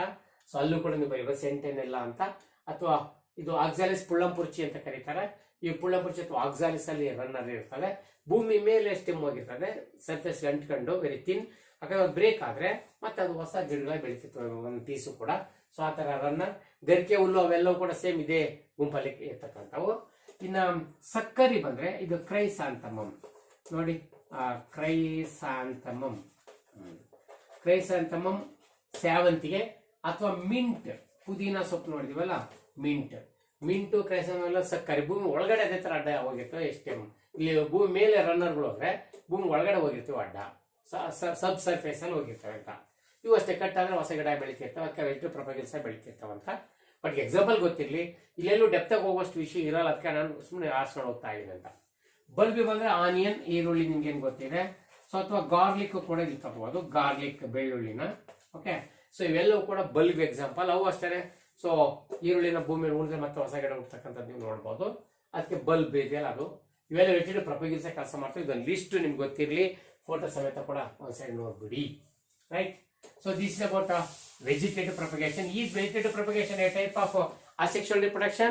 Yes, vegetative propagation is a type of asexual reproduction because only one parent involved in the process. ಇಲ್ಲಿ ಒಂದೇ ಗಿಡದಿಂದ ಮಕ್ಕಳು ಹುಟ್ಟೋದಕ್ಕೆ ಗಂಡು ಹೆಣ್ಣು ಅಂತ ಏನು ಬೇಕಾಗಲ್ಲ, ಇಲ್ಲೆಲ್ಲ. ಅದಕ್ಕೆ ಇದು ವೆಜಿಟೇಟಿವ್ ಪ್ರೊಪಗೇಷನ್ಗೆ ಎಕ್ಸಾಂಪಲ್ ವೆಜಿಟೇಟಿವ್ ಪ್ರೊಪಗೇಷನ್. ಅಥವಾ there is no fusion of male and female gamete here ಅಂತಲೂ ಕೂಡ ನೀವು ಹೇಳ್ಬೋದು ಅಂತ. ಇನ್ನು ನೆಕ್ಸ್ಟ್ ಬಿಟ್ಟರೆ ಫ್ರಾಗ್ಮೆಂಟೇಷನ್. ಸೊ ಫ್ರಾಗ್ಮೆಂಟೇಷನ್ ಬಗ್ಗೆ ಜಾಸ್ತಿ ಏನು ವಿವರಣೆ ಇಲ್ಲ ನಮ್ಮಲ್ಲಿ. ಸೊ ಏನಪ್ಪಾ ಅಂದ್ರೆ ಉದಾಹರಣೆ ಕೆಲವು ಫ್ಲಾಟ್ ವರ್ಮ್ಸ್ ನೋಡಿ, ಫ್ಲಾಟ್ ವರ್ಮ್ಸ್ ಅಥವಾ ಈವನ್ ಹೈಡ್ರನ್ ಕೂಡ ಇಲ್ಲಿ ಎಕ್ಸಾಂಪಲ್ ಕೊಡ್ಬೋದು ನೀವು, ಹೈಡ್ರನ್ ಕೂಡ ಕೊಡ್ಬೋದು. ಸರಿ, ಫ್ಲಾಟ್ ವರ್ಮ್ ಬೇಡ, ಇಲ್ಲಿ ಬಿಟ್ಬಿಡೋಣ, ಬೇಡ. ಓಕೆ, ಹೈಟ್ ಹಾಕೊಡಿ ಸಾಕು, ಮುಖ್ಯ ಪ್ರಕಾರ ಹೈಟ್ ಹಾಕೊಡಿ. ಸೊ ಇದೇನಂತ fragmentation. Here the body is broken into many pieces and each piece is called fragment. And each fragment later regenerate into new animal. So that is called a fragmentation. In fragmentation method, the entire body, it break up into different smaller pieces, and each piece is called fragment. And these fragments later regenerate into new individual. So that is called fragmentation. For example, Hydra. ಬಾಡಿನ 100 ಅನೇಕ ತುಂಡುಗಳ ಹೋಗ್ತದೆ. ಹೈಡ್ರದಲ್ಲಿ buds ಬೆಳೆಯೋದು ಕೂಡ ನೋಡಿದ್ವಿ ತಾನೇ. Okay, buds ಎಸೆಕ್ಷುಯಲ್ reproductive structures. ಹಾಗೆ vegetative fragmentation ಕೂಡ reproduction ತೋರಿಸುತ್ತೆ. ಅದು ಬಾಡಿ ಬೇಕಷ್ಟು ಪೀಸ್ಗಳಾಗಿ ಹೊಡೆದು ಪ್ರತಿಯೊಂದು ಪೀಸ್ ಕೂಡ ಹೊಸ ಜೀವಿ ಆಗ್ತಕ್ಕಂಥದ್ದು. ಸೊ ಇದು ಬೇಕಷ್ಟು ಬೇರೆ ಬೇರೆ ಜೀವಿಗಳು ತೋರಿಸ್ತವೆ. ಒಂದು ಹೈಡ್ ಎಕ್ಸಾಂಪಲ್ ಗೊತ್ತಿರಲಿ ಬುಕ್ಕಿನ ಪ್ರಕಾರ. ಇನ್ನು ಕೊನೆಯದಾಗಿ ರೀಜೆನರೇಷನ್, ಇದ್ರ ಬಗ್ಗೆ ನಮ್ಗೇನು ಹೇಳಿಲ್ಲ, ಮತ್ತೆ ಈ ಗುಂಪಲ್ಲೇ ಬರಬೇಕು. ರೀಜೆನರೇಷನ್ ಅಲ್ಲಿ ಏನೋ ಬಾಡಿ ಯಾವುದೊಂದು ಪಾರ್ಟ್ ಕಟ್ಟಾಗಿ ಹೋದ್ರೆ ಆ ಕಟ್ಟಾಗಿ ಹೋಗಿರೋ ಪೀಸ್ ಹೊಸ ಜೀವಿ ಏನಾಗಲ್ಲ, ಬಟ್ ಕಟ್ಟಾಗಿರೋ ಭಾಗನ ಮತ್ತೆ ಬೆಳೆಸ್ಕೊಳ್ತವೆ. ಸೊ ಇದು ಪುನಃ ಬೆಳೆಸ್ಕೊಳ್ತಕ್ಕಂಥದ್ದು ಅಂತ. ಸೊ ಅದಕ್ಕೆ ರೀಜೆನರೇಷನ್. ಉದಾಹರಣೆಗೆ ಹಲ್ಲಿ ನೋಡಿದ್ರೆ ನೀವು ಲಿಸರ್ಡ್ ಅಲ್ಲಿ ಬಾಲ ಕಟ್ಟಾದ್ರೆ ಮತ್ತೆ ಬಾಲ ಮತ್ತೆ ಬೆಳೆಸ್ಕೊಳ್ತಕ್ಕಂಥದ್ದು. ಹಾಗೆ ಫ್ಲಾಟ್ ವರ್ಮ್, ಇಲ್ಲಿ ಎಕ್ಸಾಂಪಲ್ ಇಲ್ಲಿ ಕೊಡಿ, ಫ್ಲಾಟ್ ವರ್ಮ್ಸ್ ಅಲ್ಲಿ ಬಹಳಷ್ಟು ಇದು ಕಂಡು ಬರ್ತಕ್ಕಂಥದ್ದು ರೀಜೆನರೇಷನ್. ಸೊ ಈ ರೀಜೆನರೇಷನ್ ಕೂಡ ಒಂದು ಒಳ್ಳೇದು. ಇದ್ರ ಬಗ್ಗೆ ನಮ್ಗೇನು ಮಾಹಿತಿ ಇಲ್ಲ ಬುಕ್ ಒಳಗಡೆ, ಬಟ್ ಗೊತ್ತಿರಲಿ. ಇವೆರಡಕ್ಕೆ ವ್ಯತ್ಯಾಸ, ಇಲ್ಲಿ 100 ಪೀಸ್ ಆದ್ರೆ ಪ್ರತಿಯೊಂದು ಪೀಸ್ ಕೂಡ ಹೊಸ ಜೀವಿ ಆಗುತ್ತೆ. ಇಲ್ಲ ಹಂಗಲ್ಲ, ಬಾಡಿ ಒಂದು ಪಾರ್ಟ್ ಕಟ್ಟಾಗಿ ಹೋದ್ರೆ ಆ ಕಟ್ಟಾಗಿರೋ ಪಾರ್ಟ್ ಸತ್ತೋಗುತ್ತೆ, ಕಟ್ಟಾಗಿರೋ ಭಾಗನ ಮತ್ತೆ ರೀಜೆನರೇಟ್ ಮಾಡ್ಕೊಳುತ್ತೆ, ಮತ್ತೆ ಬೆಳೆಸ್ಕೊಳುತ್ತೆ. ಸೊ ಅದು ಇದರಲ್ಲಿ ಸ್ಪೆಷಲ್ ಇರ್ತಕ್ಕಂಥದ್ದು. ನಮ್ಮ ಪ್ಲಾನೇರಿಯಾಕ್ಕೆ ಹೋದ್ರು ಕೂಡ ರೀಜೆನರೇಷನ್ ನೋಡ್ಬೋದು. Okay right. So this is about various type of asexual reproduction. Just simple touch ಮಾಡೋದಷ್ಟೇ, ಯಾವುದು ಡೆಪ್ತ್ ಆಗಿ ಓದಿಲ್ಲ. ನೀವು ಹೈಯರ್ ಕ್ಲಾಸ್ ಹೋದ್ರೆ ತುಂಬಾ ಡೀಪ್ ಆಗಿ ಓದ್ತೀರಿ. ಇಲ್ಲಿ ನಮ್ಗೆ ಎಕ್ಸಾಮ್ಗೆ ಏನ್ ಬೇಕೋ, ನಮ್ಮ ಬುಕ್ಕಲ್ಲಿ ಏನ್ ಬೇಕೋ ಅಷ್ಟು ಮಾತ್ರ ಟೆಸ್ಟ್ ಮಾಡ್ಕೊಂಡು ಹೋಗಿದ್ವಿ. ಇವು ಬೇರೆ ಬೇರೆ ತರದ ಎಸೆಕ್ಷುಯಲ್ ರಿಪ್ರೊಡಕ್ಷನ್ ಈ ವರ್ಷ ನೀವು ಓದ್ತಾ ಇರ್ತಕ್ಕಂಥದ್ದು. ಓಕೆ, ಇದ್ರಲ್ಲಿ ನಾನು ಈಗ ತಾನೇ ವೆಜಿಟೇಟಿವ್ ಪ್ರೊಪಗೇಲ್ಸ್ ಅಲ್ಲಿ ಯಾವುದು ನಮ್ಮ ಆಫ್ಸೆಟ್ ಬಗ್ಗೆ ಹೇಳ್ತೀನಿ ಮತ್ತೆ ಅಂತ ಹೇಳಿದ್ರೆ, ಆಫ್ಸೆಟ್ ಎಕ್ಸಾಂಪಲ್ ಯಾರು, ವಾಟರ್ ಹಯಾಸಿಂತ್ ಅಂತ ಹೇಳಿದ್ರೆ, ವಾಟರ್ ಹಯಾಸಿಂತ್ ಇದ್ರ ಬಗ್ಗೆ ಮುಂದೆ ಮತ್ತೆ ಹೇಳ್ತೀವಿ ನಾವು. ವಾಟರ್ ಹಯಾಸಿಂತ್ ಅಥವಾ ಐಕಾರ್ನಿಯಾ ಅಂತ ಕೂಡ ಕರಿಬೇಕಿಲ್ಲ. ಓಕೆ, ಹೀಗೆ